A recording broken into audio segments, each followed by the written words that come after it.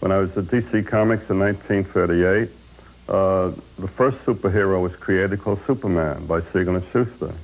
And they were making about $1,500 between them. That was a lot of money in those days in 1938, comparable today to probably $5,000 a week or $10,000 a week.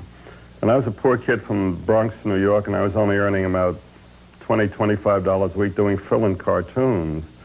So one day I went over to the editor, Vincent Sullivan, and I said, hey, would you like to take on another super-duper character? And he said, sure, we're doing great with Superman. Can you come up with something?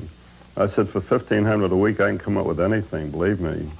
And I wanted to make my character different, not a copycat character of Superman. So that weekend, I created a character with stiff bat wings behind him, brought it in on a Monday, and I said, there it is, the Batman.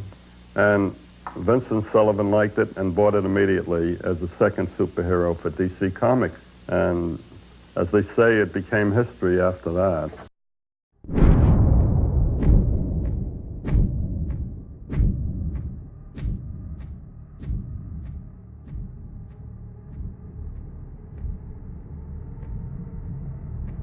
Well, the two leaders of this national, and I guess soon to be international phenomenon are here. The Bat Craze. Probably the most popular television show, not only among the youngsters, but the oldsters who look at it as great camp, they call it.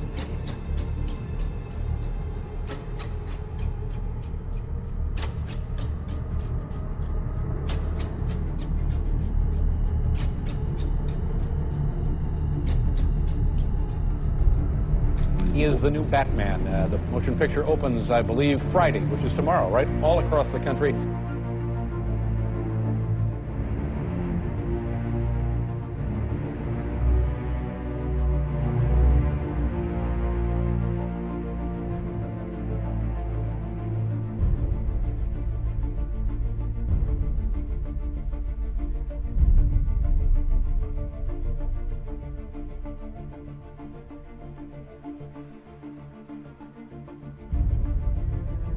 That's why there was a controversy when actor Michael Keaton, who had previously worked with Burton in the film Beetlejuice, was cast to play Batman. But Tim said the movie is not about a chin, Bob. It's about a good actor, a three-dimensional flesh and blood actor, a Bruce Wayne that is tortured and has deep psychological problems because of the death of his parents when he was a kid. And who would don a bat costume? He'd have to be very neurotic to don a bat costume to begin with.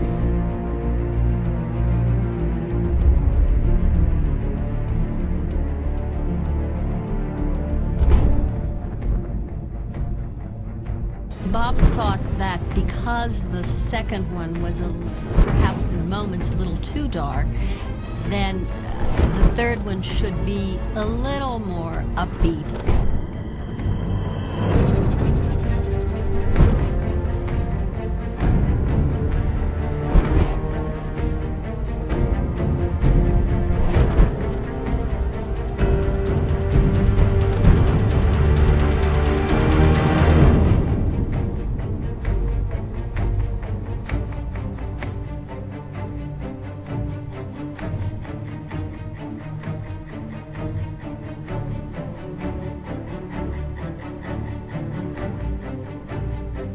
Everyone thinks about themselves as having a touch of Batman in them.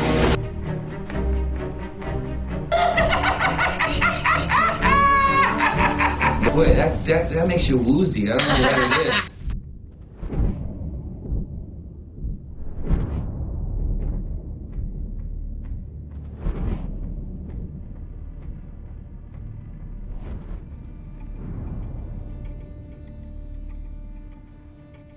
First movie, things felt much sharper and more focused, and it just felt like everything got a little softer on the second one. The first one, I felt like I was making a movie. The second one, I felt like I was making a toy commercial. They put nipples on the bat suit. I didn't know they would do that. And, for some, that was fondly remembered. I know it was for me. You know, first of all, by the way, if Batman had to wear the suit that you have to wear, everyone would die. So you're laying on a board like this, you know, and you can't move, and they just prop you up, and you're like, huh? I'm Batman. And Joel Schumacher was directing it, and Joel is very funny because he'd be like, okay, George, remember, your parents are dead, you have nothing to live for, and action. And then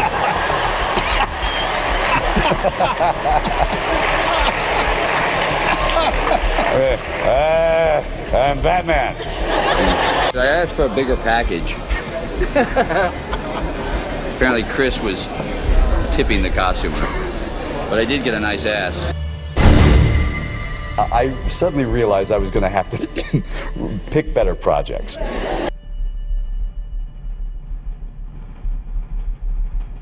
I first became interested in taking on Batman when I heard that Warner Brothers was looking to renew and reinvent the franchise.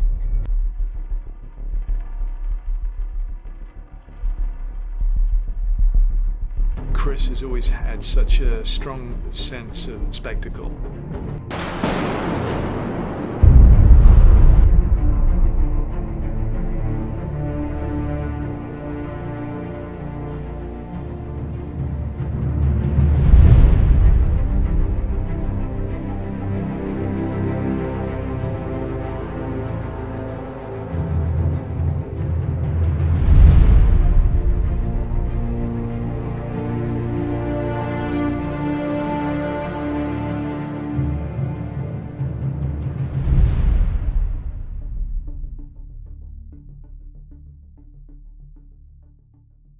Lieutenant, is there a 6-foot bat in Gotham City?